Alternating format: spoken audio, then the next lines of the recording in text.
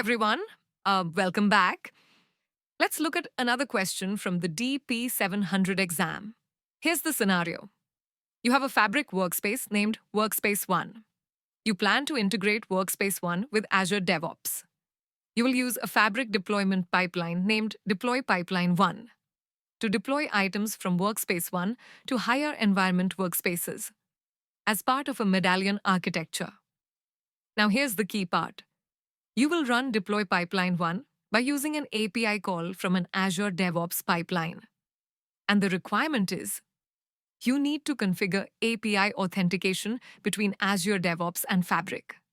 So the question is, which type of authentication should you use? Now pause here. This question is clearly about secure, automated authentication, not manual access, not user sign-ins, automation. Before choosing anything, let's quickly read the options. Option A, Service Principal. Option B, Microsoft Entra username and password. Option C, Managed Private Endpoint. Option D, Workspace Identity. Okay, now let's think like a DevOps engineer. The most important phrase in this question is API call from an Azure DevOps pipeline. That tells us three things. This is non-interactive, this is automated, and this must be secure and reusable.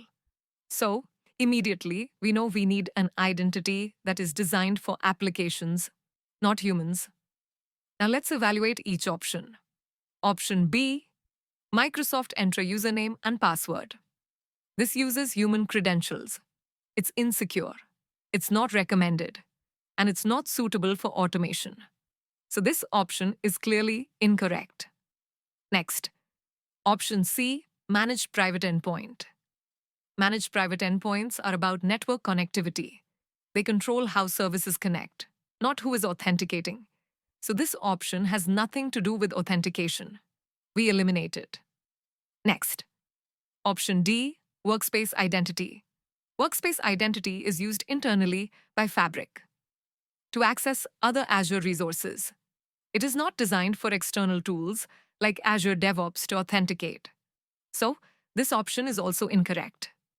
Now let's look at option A, Service Principal. And this is the correct choice.